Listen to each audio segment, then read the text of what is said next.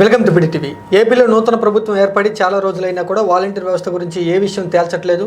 అలాగే రాజీనామా చేయనటువంటి వాలంటీర్లు, రాజీనామా చేసినటువంటి వాలంటీర్ల గురించి నూతన ముఖ్యమంత్రి నారా చంద్రబాబు నాయుడు ఏ విధంగా నిర్ణయం తీసుకోబోతున్నారు, అలాగే పెన్షన్ల పంపిణీ నుంచి వాలంటీర్లను ఎందుకు తప్పించారు, ఈ అంశాల గురించే పూర్తిగా అడిగి తెలుసుకుందాం. మనతో పాటు సందీప్ గారు ఉన్నారు. సార్, ఏమంటారు వాలంటీర్ల యొక్క పరిస్థితి ఏమంటారు అసలు? ముందుగా వాలంటీర్ల పరిస్థితి అంటే ఒకసారి మనం గమనించినట్లయితే 1,00,000 మంది వరకు ఎన్నికల సమయంలో మనకు రాజీనామా చేయటం జరిగింది. సో వాళ్ళందరూ ఇప్పుడు గెలిచినటువంటి టీడీపీ ఎమ్మెల్యేల దగ్గరకు వచ్చి గత ప్రభుత్వంలో ఉన్నటువంటి ఎమ్మెల్యేలు మమ్మల్ని బెదిరించి భయపెట్టి రాజీనామాలు చేయించారు, అంతే తప్ప మేముగా రాజీనామాలు చేయలేదు, కాబట్టి మమ్మల్ని క్షమించండి, విధుల్లోకి తీసుకోండి అని చెప్పి అడుగుతున్నారు. సో ఇప్పుడు ప్రభుత్వం ముందున్నటువంటి సవాల్ ఏంటంటే మొత్తం వాలంటీర్లందరినీ మరలా ఉద్యోగాల్లో కనుక తీసుకున్నట్లయితే, ఆల్రెడీ ఎన్నికలకు ముందు చంద్రబాబు నాయుడు హామీ ఇచ్చున్నారు. ఎవరైతే వాలంటీర్ వ్యవస్థని తీసేస్తారు అని చెప్పి ప్రచారం జరుగుతున్నటువంటి నేపథ్యంలో మేము వాలంటీర్ వ్యవస్థని తీసేయము, ప్రస్తుతం ఇస్తున్న 5,000కి ఇంకొక 5,000 కలిపి 10,000 శాలరీ ఇస్తామని కూడా ప్రామిస్ చేస్తున్నారు. సో ఇప్పుడు మనకి 50 మందికి ఒక వాలంటీర్ గ్రామీణ ప్రాంతాలు, పట్టణ ప్రాంతాల్లో 100 మందికి ఒక వాలంటీర్ ఉన్నాడు. అంటే 100 ఇళ్ళకి 50 ఇళ్ళకి ఒక వాలంటీరు, 100 ఇళ్ళకి ఒక వాలంటీర్. సో ఇప్పుడు ఆల్రెడీ 1,00,000 మంది రిజైన్ చేసేస్తున్నారు కాబట్టి వాళ్ళను పక్కన పెట్టేసేస్తే ఈ ఉన్నటువంటి వాలంటీర్లతోటే గ్రామీణ ప్రాంతాల్లో 100 మందికి 100 ఇళ్ళకి ఒక వాలంటీర్ని, పట్టణ ప్రాంతాల్లో 100 ఇళ్ళకి ఆల్రెడీ ఉన్నారు కాబట్టి వాళ్ళని 200 ఇళ్ళకో 150 ఇళ్ళకో వినియోగించుకోగలిగితే ఆల్రెడీ పక్కన పెట్టేసినటువంటి వాలంటీర్ల శాలరీ ఏపీ ఖజానాకి మిగులుతుంది. ఆ శాలరీని ఎగ్జిస్టింగ్ ఉన్నటువంటి వాలంటీర్లకి శాలరీ పెంచేటువంటి అవకాశం దొరుకుతుంది. అంటే తక్కువ మ్యాన్ పవర్ తోటి ఎక్కువ పనులు చేయించుకోగలగటం. ఎందుకని అంటే ఇక్కడ సచివాలయ వ్యవస్థ, వాలంటీర్ వ్యవస్థ అనేది గత 5 ఏళ్ల నుంచి వచ్చినటువంటి వ్యవస్థలే తప్ప అంతకుముందు లేవు. సో వీళ్ళు లేనప్పుడు కూడా యథావిధిగా పనులు నడిచినాయి. క్యాస్ట్ సర్టిఫికేట్లు, ఇన్కమ్ సర్టిఫికేట్లు, రెసిడెన్స్ సర్టిఫికేట్లు, నేటివిటీ సర్టిఫికేట్లు, బర్త్ సర్టిఫికేట్, డెత్ సర్టిఫికేట్ అన్నీ వచ్చినాయి. కాకపోతే ఏంటప్పుడు విలేజ్ సెక్రటరీ దగ్గరకు, ఆర్ఐ దగ్గరకో, ఎంఆర్ఓ దగ్గరకో డైరెక్ట్గా ప్రజలు వెళ్ళి తెచ్చుకోవాల్సి వచ్చేది. కానీ ఇప్పుడేం చేశారు, వాలంటీర్ వచ్చి కావాల్సిన తంబేయించుకుని డీటెయిల్స్ తీసుకుని వెళ్తారు, వాటిని సచివాలయంలో అప్లై చేస్తారు. అవి ఎంపీడీఓ అలా ఒక్కొక్కళ్ళ దగ్గర ఇన్ని డేస్ అనేది ఫైల్ లిమిట్ ఉంటుంది. అవన్నీ అయిపోయిన తర్వాత ఫైనల్గా సర్టిఫికేట్ ఇష్యూ అవుతుంది, దాన్ని తీసుకొచ్చి ఇస్తారు. సో అంటే ఇక్కడ వాలంటీర్లు నిర్వహిస్తున్నటువంటి పనులు లిమిటెడ్ ఉన్నాయి. సో అన్లిమిటెడ్ వర్క్స్ కాదు, ఎవ్రీడే 8 అవర్స్ వర్క్ అయితే ఉండదు. పెన్షన్ల రోజు కొంచెం ఎక్కువ వర్క్ ఉంటుంది, అంటే నెలకి 1 రోజు లేదా 2 రోజులు. ఆ తర్వాత ఏవైనా కొత్త పథకాలు కనుక ఇచ్చినా, లేదా ఏవైనా సర్వేలు కావచ్చు, లాస్ట్ టైం కులగణన అని చెప్పి చేశారు, బీసీ గణన అని చెప్పారు, ఇలాంటివి ఏదైనా సరే ప్రత్యేకంగా చేయాల్సి వచ్చినప్పుడు ఒక 2 రోజులు 3 రోజుల వర్క్ ఉంటుంది తప్ప రిమైనింగ్ డేస్ వాళ్ళు ఖాళీనే. మార్నింగ్ వచ్చి తంబేసి వెళ్ళటమో, లేదంటే 2-3 రోజులకు ఒకసారి వచ్చి తంబేసి వెళ్ళటమో ఇలాంటివే జరుగుతాయి. సో సచివాలయ వ్యవస్థ కూడా దాదాపు ప్యారలల్గా రన్ అవుతున్నటువంటి వ్యవస్థే తప్ప ప్రత్యేకంగా విధులంటూ ఏం లేవు అక్కడ.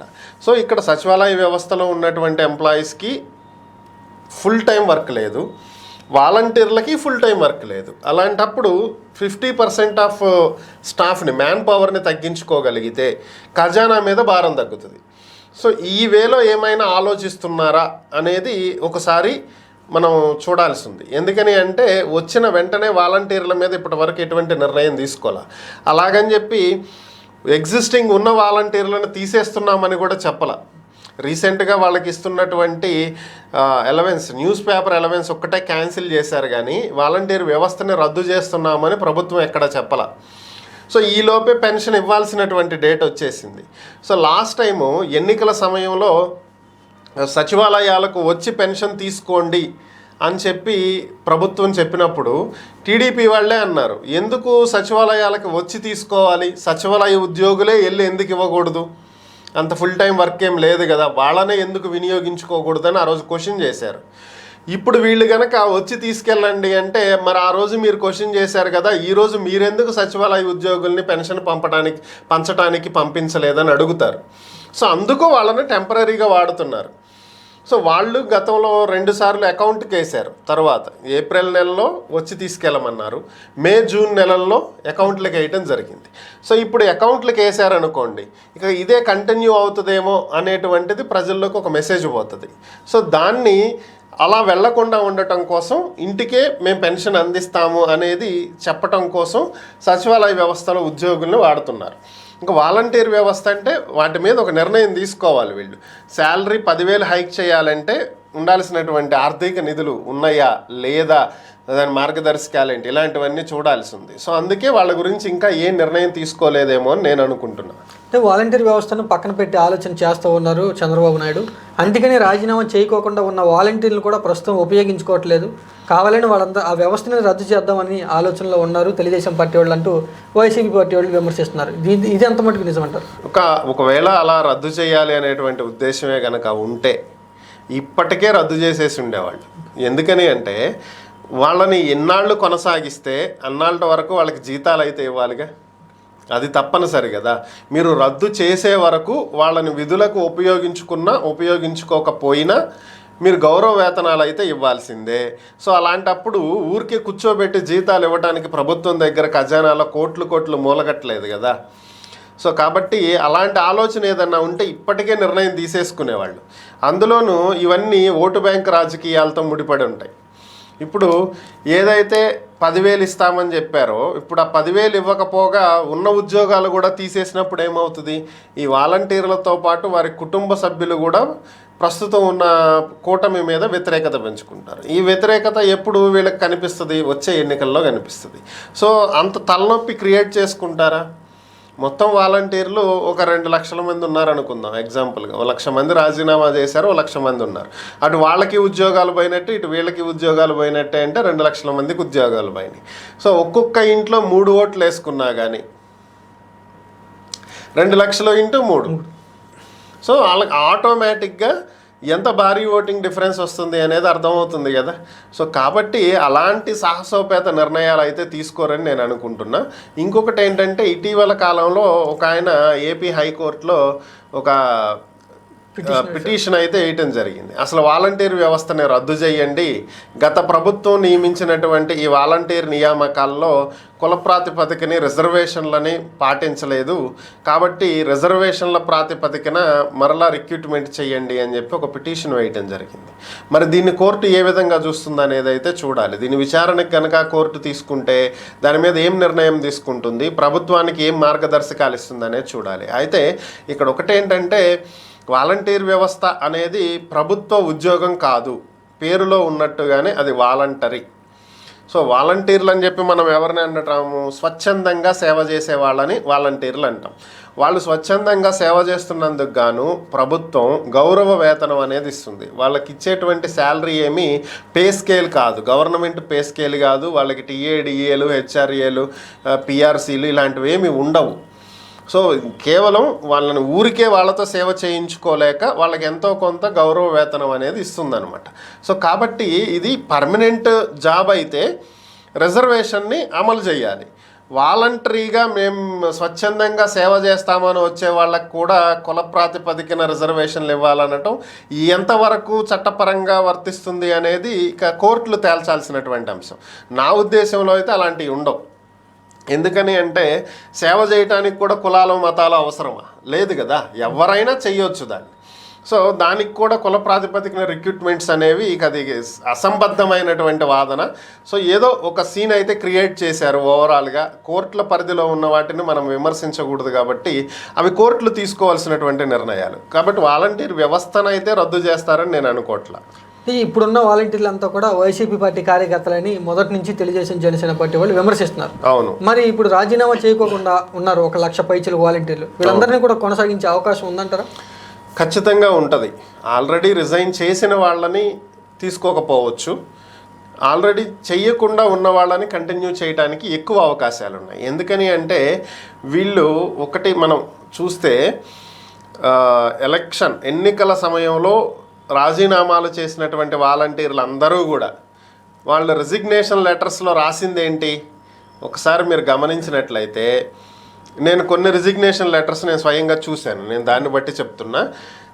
రాసింది ఏంటి అంటే, గౌరవనీయులైనటువంటి ఎన్నికల అధికారికి, returning officer, so and so నా పేరు ఇది, నేను పలానా సచివాలయంలో పలానా మండలం పలానా జిల్లా పలానా నియోజకవర్గం నేను వాలంటీర్గా పనిచేస్తున్నాను.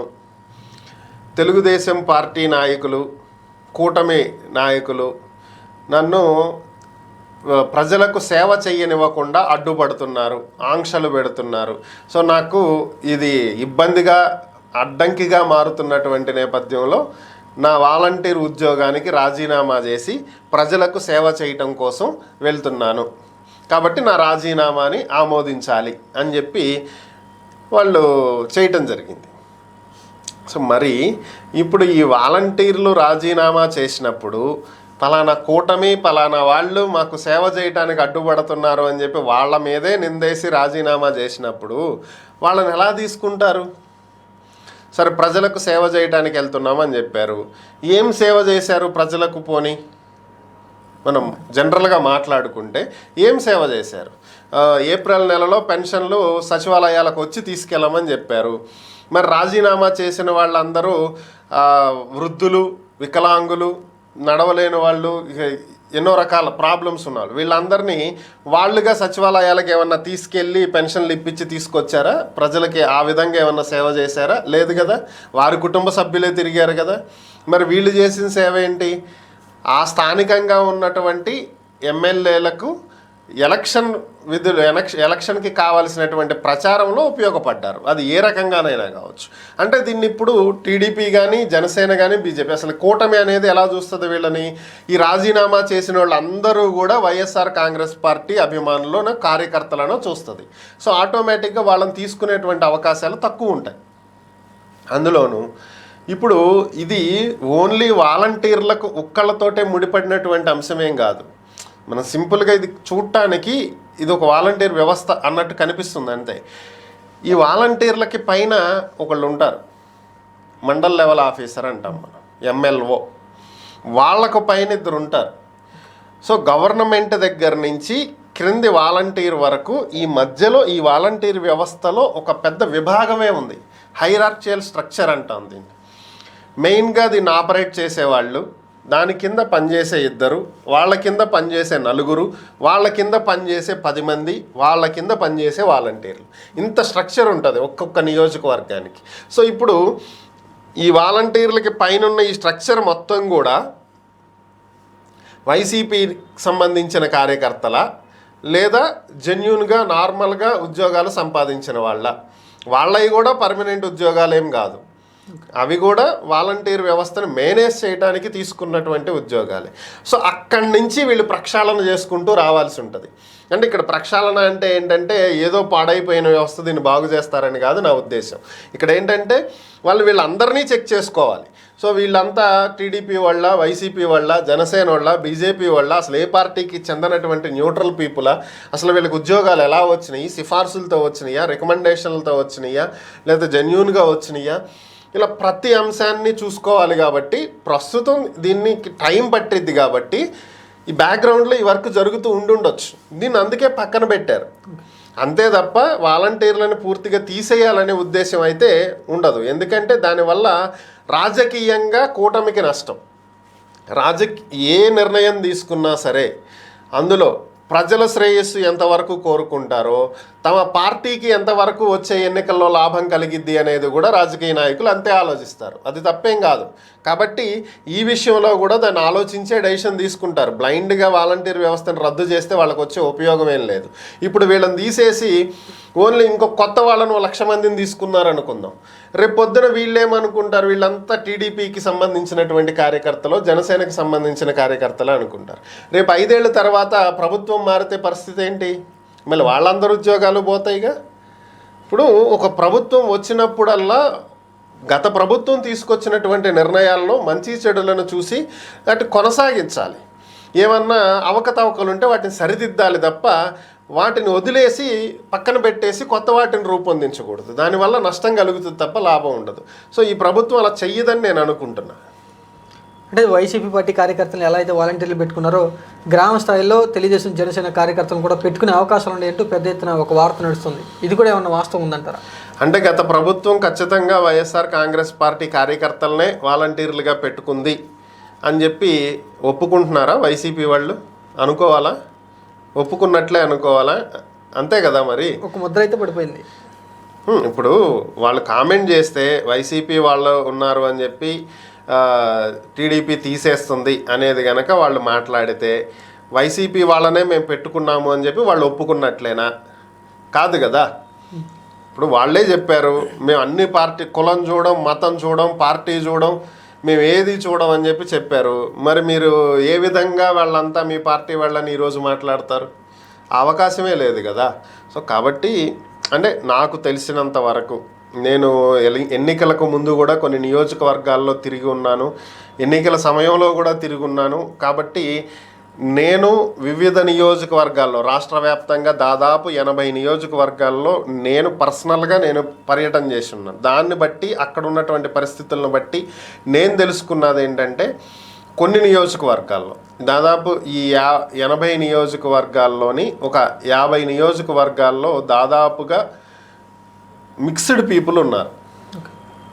అంటే ఏ పార్టీకి చెందిన వాళ్ళు కాదు వీళ్ళు. కొంతమంది వైసీపీ వాళ్ళు ఉన్నారు, కొంతమంది టీడీపీ వాళ్ళు ఉన్నారు, కొంతమంది వేరే పార్టీల వాళ్ళు ఉన్నారు, అసలు ఏ పార్టీకి చెందని వాళ్ళు ఉన్నారు. ఇక మిగిలినటువంటి 30 నియోజకవర్గాలు చూసుకుంటే ఎక్కువ శాతం వైసీపీ వాళ్ళు, కొద్ది శాతం ఇతర పార్టీల వాళ్ళు కూడా ఉన్నారు వాలంటీర్లలో. అంటే ఇక్కడ వాలంటీర్గా చేస్తున్నటువంటి వ్యక్తి ఏ పార్టీకి చెందినవాడు అనేది కాదు ఇక్కడ ఇంపార్టెంట్, వాళ్ళ ఫ్యామిలీ బ్యాక్గ్రౌండ్ కూడా ఇంపార్టెంట్గా తీసుకుంటారు ఇక్కడ. ఎందుకంటే దాదాపుగా ఒక ఇంట్లో వైఎస్ఆర్ కాంగ్రెస్ పార్టీకి అభిమాని అయి ఉంటే పేరెంట్స్, వాళ్ళ పిల్లలు కూడా దాదాపు అదే పార్టీకి అభిమానులు అయి ఉంటారు. తండ్రి వైసీపీకి జెండా పట్టుకు తిరుగుతుంటే కొడుకు టీడీపీకి జెండా పట్టుకుని తిరగడగా.